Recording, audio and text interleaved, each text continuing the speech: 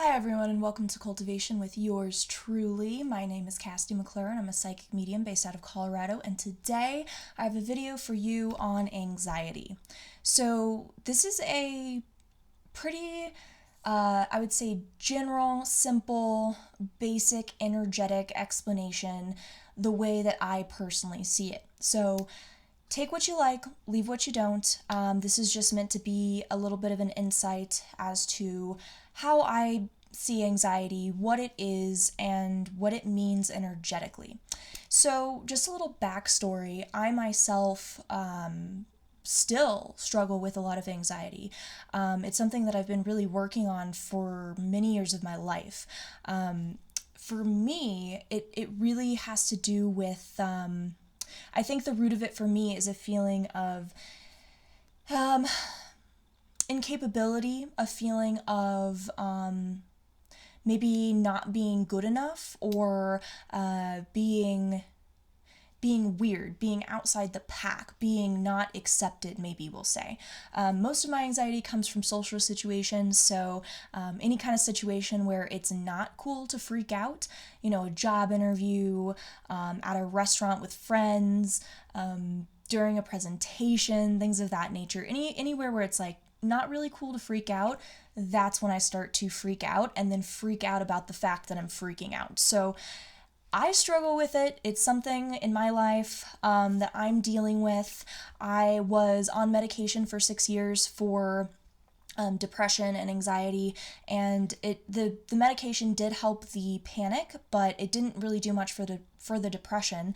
So about a year ago, I got off of that medication and have been working through the depression wound, and I feel like I've really made a lot of progress on that particular thing, but now right underneath it, that anxiety is still there, and that was kind of the core of that depression. Even was that anxiety sitting right underneath it. So anyways, that's just a little bit about me and my personal story with this.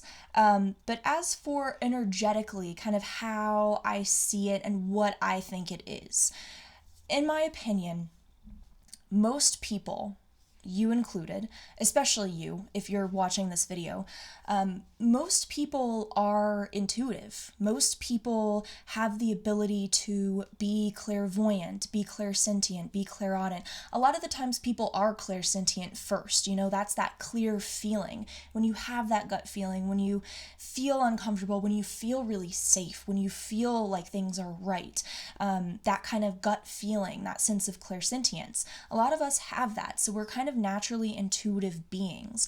I think the only reason why a person wouldn't have this kind of ability to sense energy is if they specifically incarnated in order to learn a different lesson. So if they wanted to learn a lesson that was very, very strictly physical based, earth based, at that point they might incarnate into a body and a mind where they don't have access to those things. But I think the majority of us, even if we are here to learn mostly physical things, which all of us are here to learn physical things, or else we wouldn't be here in the physical plane, most of us have this ability to sense energy, even if it's just feeling it. And then we can build off of that, which is what I teach folks. Anyway, most of us are intuitive beings, so anxiety, I think the very spark of it comes when we're trying to predict the future. Now, as a psychic, I get a lot of flack because folks think that being psychic is about reading the future or telling the future, and nobody can do that. The future is unwritten. There are choices that each and every one of us can make with our free will that begin to mold and shape the future in real time. So nobody can predict the future. Nobody can tell you, if you and your ex are going to get back together in the future. No one can tell you if you are, eventually going to move to Seattle or whatever. That's kind of something that has to come from decisions that are made by you, by the other person, and by every other being that is sharing this physical reality with us. So as intuitive beings, we want to predict the future. We can feel things, we can sense things, and our human mind really likes to predict. We like patterns. We like something to hold on to. We like to know what to expect. We like to be prepared. That's another thing. Trying to predict the future because we want to be prepared for anything that might happen. But the fact is that we can't predict things. Things are going to happen, and we're not necessarily going to really know what those are. Your worst nightmare could come true about that job interview. You could totally freak out, and the person could totally tell and ask you to leave or whatever, in my case. Or, something completely different can happen. We have to pause for a second because my rabbit, every single time I make a video, she decides to chew on her little edible log that she has in there. And she doesn't chew on it during any other time. It's only when I'm filming. So she must know that that's what's happening right now. Edison, I'm so sorry, but this will have to wait. All right, so point is, we can't predict. It could go terribly wrong just like you think it will, or it could go really, really well in the opposite direction, or it can just be something in between. I mean, we really don't know. We really can't predict. So, our anxiousness begins to increase. It kind of starts because we want to kind of predict what's going to happen. We want to be prepared. Our human mind wants to predict a pattern. Then we start to ramp up that anxiousness because we want to control whatever that outcome is. Oh, okay, I can't predict the future. Well, then I need to know every single different thing that could maybe come out of it, again, trying to predict, so that I can control that situation, so that I can know what to do in that situation. And then we start to kind of get into this mind loop, and it's almost as if it really is like a hamster wheel. Like the energy there of your thoughts is kind of looping and looping and looping and looping around, almost like a hamster who's on a wheel and then they trip and then they're just kind of like in the loop and they're not running anymore. That's pretty much what I see happening. And in that case, I mean, the only thing that we can really control is our own energy. That's another thing I like to teach folks, is how to be able to start to control your own energy. Now, control maybe isn't the right word. When I think of the word control, the vibration is one of like grasping, and that's not necessarily what I'm talking about here, but it seems to be the easiest word to use in this situation. Maybe manage is a better word. We want to be able to manage an outcome. We want to be able to know what's going to happen so that we can find a way to manage it. However, the only thing that we are able to manage is our own energy, how we are showing up in that space, how we are reacting in that space.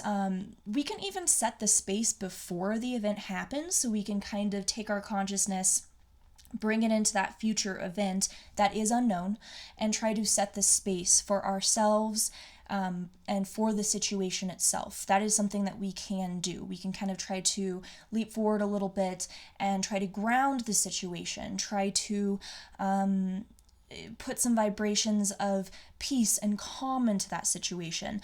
But again, you could try to set the space for something where it has a lot of peace and calm and tranquility in it, and then the other person or the other people involved in that situation might not have gotten the energetic memo because maybe they're not as conscious as you are, and they storm into the work meeting or, the party or whatever, and they've got this like totally different vibe about them. That can also happen. So at that point, again, the only thing that we can really manage is our own internal energy, our own personal kind of space. And overcoming this sense of needing to control, predict, and manage things outside is something that we can learn. It's a skill that we can learn. Now, I also understand sometimes we have this feeling of wanting to predict and manage what's going on inside, in the sense of, okay, I know I'm going to freak out in this situation. I need to make sure that like inside I'm like really grounding myself and I'm like really thinking about peace and things of that nature. But as you can see with that vibration, it gets a little bit sticky, right? Because we're trying to muscle ourselves into a particular vibration.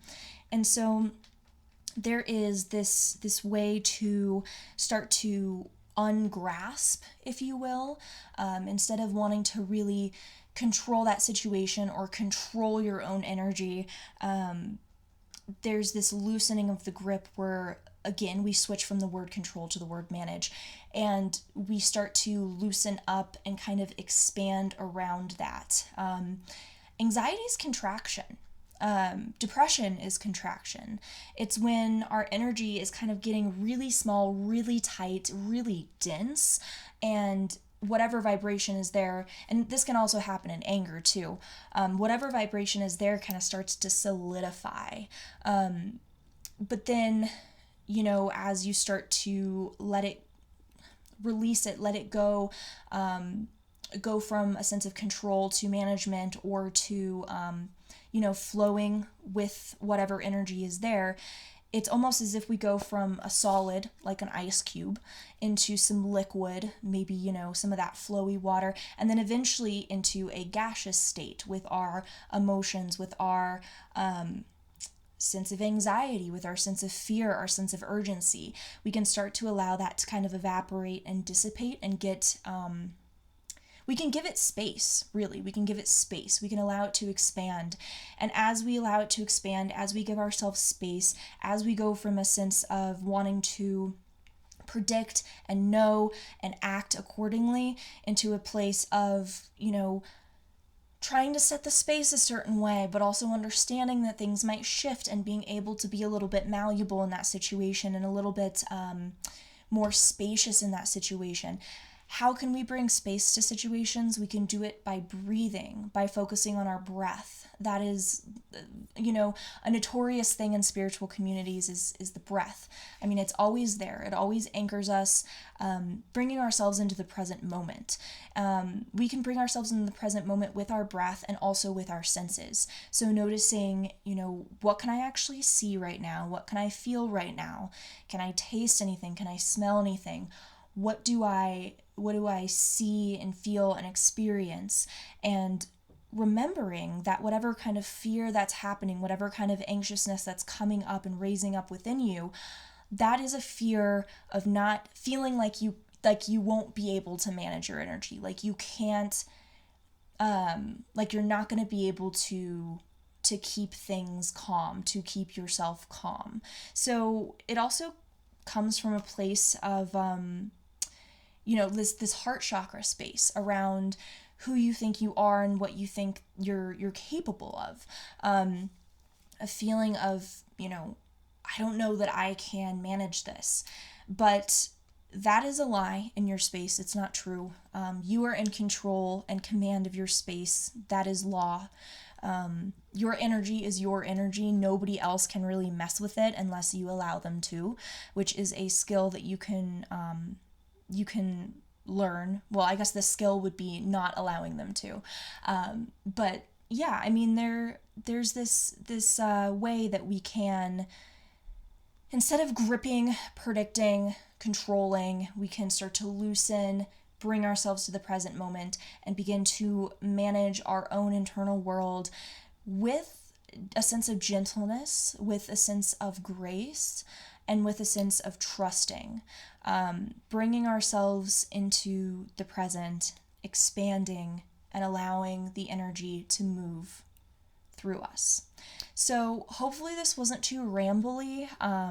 Every time I film one of these, I don't necessarily have a script or anything. I usually do one take and throw it up on YouTube, because I know that if I watched every single video that I make, I wouldn't post any of them because I am such a perfectionist. So I kind of go in the complete opposite direction when I do these, and I'm like, okay, no script, one take, just gonna throw it up there and hope that it does well. So hopefully something in this video was helpful to you guys. I might do another one on the same topic that's a little bit more put together at some point, but I did just want to get this out here because I myself have been dealing with this like real big surge of anxiety over the past month, and it's about my personal life, it's about the world, it's about myself, it's about a lot of things. And so when I was tuning into the collective today in meditation, I noticed that a lot of folks have been feeling similarly. So I wanted to offer